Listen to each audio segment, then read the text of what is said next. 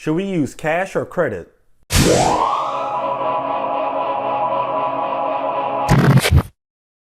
Sturgis Credit Repair is a 5-star rated online credit repair company.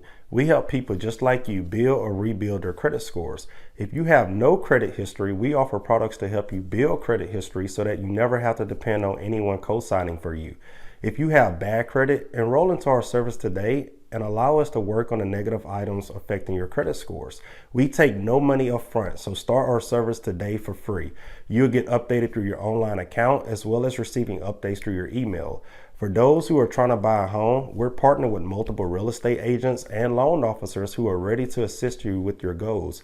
If you are a real estate agent, loan officer, or anyone dependent on customers with good credit, create a free partner account with us today. You can manually send or receive clients through your online account as well as track their progress before they go to someone else.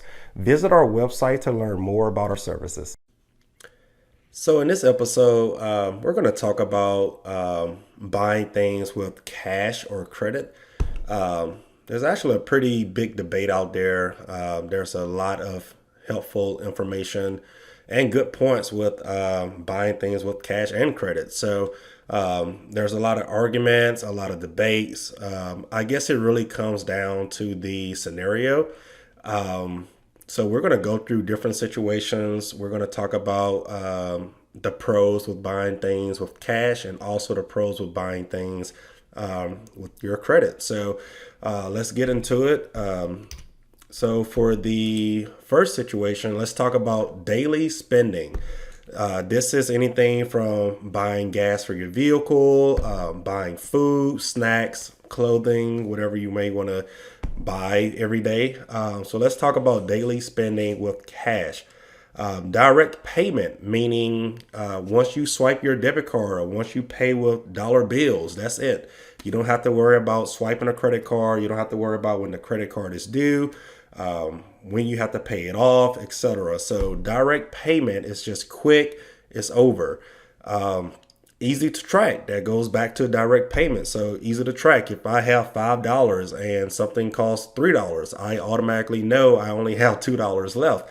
So it's easy to track my daily transactions with paying with cash. Number 3, zero debt risk. So a lot of people have bad habits of remembering when their credit card bill is due or any bill is due in general. A lot of people don't like to remember that they have to pay a bill at the end of the month. So with zero debt risk, you're putting yourself in a situation where you're not going to get in debt from borrowing money. So let's talk about buying things on a daily basis with your credit. Cashback rewards. This is something that I personally use every single day. So I swipe my credit card for everything that I use every day: gas, food, clothing, business expenses. My debit card or dollar bills make no money when I use it. So it makes no sense for me not to take advantage of the bank's free money. I pay all of my credit cards off in full every month, so I'm not paying interest. The bank isn't making money off of me, therefore they're paying me to borrow their money, and I pay it off in full every single month. I'm in zero debt because I pay my bills on time and I pay them off in full. So let's talk about number 2 with credit. It builds your credit score. So of course, if someone's buying everything with cash, and let's say they're a multi-millionaire or multi-billionaire, then of course a credit score is pretty pointless to them. They don't have to borrow money, but your smart person will always borrow money to make money. We'll talk about that later in this episode here. Daily spending with credit, you're also protecting your own money. So if I go out of state somewhere and I swipe my credit card, well, if my credit card gets hacked or if I lose my credit card, that's not my personal money. That's the bank's money. The bank can always figure out a way to get their money back. If that was dollar bills in my wallet that I lost, well, I lost those dollar bills. And kind of the same thing with my debit card. If I swipe my debit card somewhere and for some weird reason the debit card got hacked, well, I'm going to have a lot of trouble trying to get my money back in that debit card versus a credit card. So every time I take vacations, I definitely use my credit card and not my debit card when I'm booking hotels, booking flight tickets, and things like that. So let's go to the next slide here. Buying vehicles. So this is one of the most aggressive topics. There are a ton of helpful information with both buying vehicles with cash and credit. So one of the important things with buying a vehicle cash is you're in zero debt. I 100% agree with that. If I had the choice to finance or pay cash for a vehicle, when it comes to something that loses value the second you drop off the lot, I'm probably automatically paying cash for that. So yeah, that's a very good point with buying a vehicle. Secondly, monthly financial freedom. There's no car note. Therefore, I don't have to worry about a additional bill every month. So people who buy vehicles cash have more monthly freedom than someone who have a car payment, depending on that person's financial situation, of course. Ownership, which is the very most important thing. It is a great feeling to have that title in hand, knowing you're the owner of that vehicle and you own it. You don't have to pay a bank back. The bank doesn't own it. You can't miss a payment and the bank come repo it in front of your driveway or at your job and all of your coworkers see it. It's super embarrassing. So that's the most important thing with buying a vehicle cash is ownership. The next thing is no restrictions. So a lot of times when you finance a vehicle and a lot of times people go to Uber with their vehicle or do waiter with their vehicles. Financial institutions are highly against that and putting mileage and wear and tear on your vehicles. If they find out that you're using your financed vehicle for Ubering, they can come and take it from you. Secondly, with no restrictions, when you're going to purchase a vehicle, a bank can't tell you that they're not going to approve you for the vehicle. So a lot of times people make good money, but they may not have the best credit scores. Well, if you go to apply for that vehicle, the bank isn't going to approve you for that vehicle. So when you go to buy cash, you decide if you want the vehicle or not.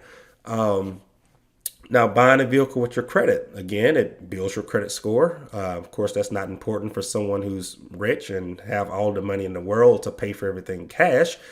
This is just for your average person. Building credit, that's a good thing with buying things with your credit. Keep money in your bank. That's the second topic here. In my opinion, that is a good idea. If you have the cash to buy a vehicle outright, however, you want to keep your money in your bank account, there's absolutely nothing wrong with that. I do it myself for different situations. We're going to get to that in a second. But it is very important to keep your money in the bank, especially again, like I said, I agree with paying for something cash if it loses value the second you drive off the lot.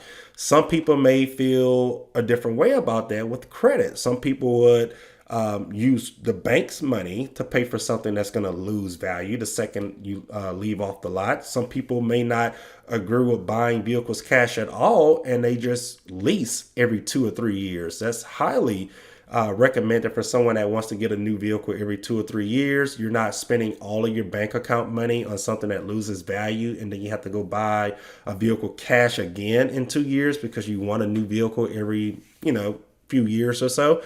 So keeping money, your own money in your bank is a great point that I see people argue with. With credit, you can invest your money. So when you buy a vehicle cash, your money is gone. When you invest your money, you can buy things that make more money to where you can pay off that vehicle quicker versus if you use your cash and now you have no money left over in the bank. With credit, you can also get a newer or more reliable vehicle. So 9 times out of 10, when you hear someone say they buy all of their vehicles cash, 90% of the average person, these are $5,000, $10,000 vehicles that may break down in 2 or 3 years. So when you use your credit, you can usually get a more reliable vehicle, which may save you money on repairs in the future by getting a vehicle with a warranty or getting a vehicle that lasts longer than a cash vehicle that may only drive 1,000 miles down the road before it starts leaking oil. So that's a good point there. So if we go to the next topic, home buying. Would you buy a home cash or with credit? Now, this topic here is usually for people who have both options. These people are debating on if they should buy cash or use their credit. 9 times out of 10, these people are already in a good position where, they're not using their credit for a credit score, or they're not using their credit to build credit. They're using credit for investment purposes. So let's talk about home buying with cash. So if you buy a home with cash, again, just like a vehicle, you own that home. Also with cash, you have more monthly income. You don't have to worry about a $1,000 mortgage or a $2,000 mortgage. That's income taken out of your monthly income. Also with buying a home cash, cheaper cost without interest. Whenever you finance a home, a 30-year mortgage or 15-year mortgage, whatever the case may be, you're paying double for that home. So a home that would cost 150 grand, you finance that. By the time you're done, you're probably paying 280 to $300,000 for that $150,000 home. Also, cash, no restrictions, just like a vehicle. Bank can't tell you how much you're approved for. You automatically know what's your budget, how much you can afford, because you have that money saved up in your bank account, and that's your budget that you want to purchase a home for. So let's move over to the credit side of buying a home. It builds credit. Again, if you're in this debate, if you should buy a home cash or with your credit, then of course credit scores wouldn't matter to you. This is just for the average person. It builds your credit. You can invest your money into something else. So if I had 150 grand or 200 grand to buy a small home, I have to make a decision if I want to take 150 grand out of my bank account and not have a $800 mortgage, or if I want to use that 150 grand and invest into a business or invest into some type of investment property where I can make the money back to pay off the home way before it's time for me to pay it off. So that's a good point there. You also keep your own money in your bank. So if I was old and retired and all I had was $300,000 in my bank account to last me the next decade or so of living, then I want to keep that money in my bank and just, live off of that and just pay a mortgage, $800, $1,000, $1,200, whatever the case may be, and, live life that way. Also with credit, this can be a good opportunity for you to rent your home once you save money to buy a second home. So if I found a home for $200,000 and I use my credit to buy that home and I put 5% down, whatever the requirement is for buying a home, depending on your situation. Well, if I rented that home out, that person that's renting that home from me is going to be paying double of what the monthly mortgage is. So that way I'm paying off the home much quicker than the 15 or 30-year loan, and I'm making profit each month that they're paying my mortgage for me for free. So you kind of use less money into a investment doing it that way by using your credit, because you're putting a minimum amount down, someone else is paying the mortgage for free, and then you're making free profit every single month. So that's all with home buying. So the very next thing, and this is probably the last topic here, when it comes to investing, should you use cash or credit? Again, just like every topic that we talked about earlier in this episode here, buying things cash. With investing, it's an easy way out. So you're not stuck into a monthly loan payment, or if you did some type of business advance, you're not stuck with paying that money back. Once you use that initial cash that you invested into this investment, that's it. If it fails, it fails. If it succeeds, then of course that's all profit to you. No blind debt. So if I had 100 grand You know, I spent that all in full. There's no blind debt, meaning I'm not paying interest on this $100,000 in case this idea doesn't work out. This 100 grand that I spent is over, it's gone. I don't have to worry about it. It's done. The business failed and it fails. If it, grows, and of course that's all profit to me. Less stress. That goes right back to blind debt. There's less stress if this business is going to work out, because 9 times out of 10, if I have all this money to invest cash into an investment, then of course I'm not stressing over a monthly payment. I'm not stressing that I'm paying interest on something that's not going to work out. I'm not going to go broke from this idea here. And of course, ownership. I own this investment. There's nobody else that I have to pay with this investment. Getting an investment with credit. Use other people's money for your investments. I highly recommend that. I fully live with that. Less money needed, just like rental properties.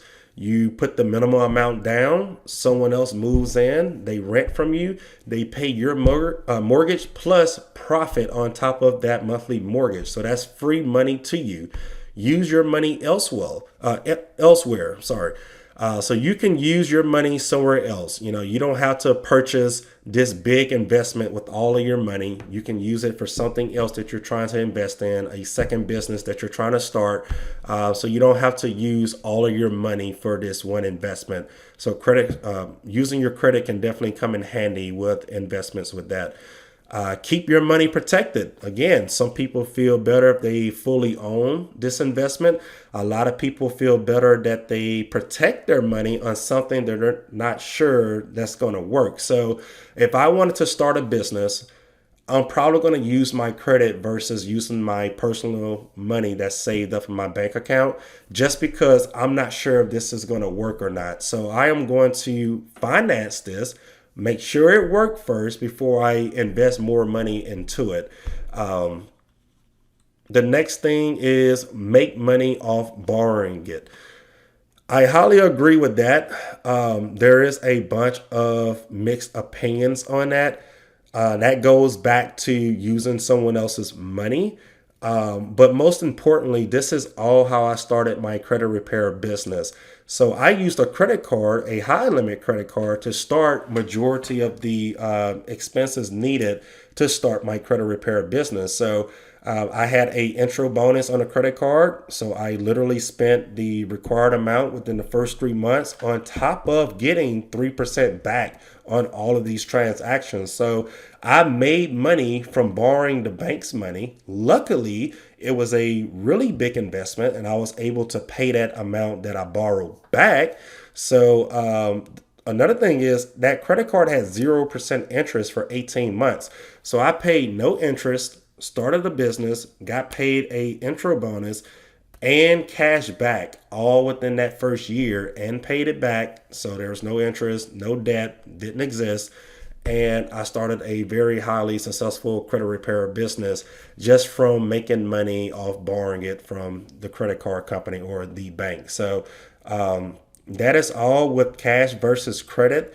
I hope this makes sense to you. I hope if you ever come into this discussion with someone that you can kind of share viewpoints from everyone's side. There are good points from using credit and also good points from using cash as well. So definitely make the right decision out there. There's no wrong answer with any of these topics. They all have good points. And that is all. If this video helped you, be sure to like it, comment, share it, and subscribe to this channel for more helpful videos like this one. Thanks for watching.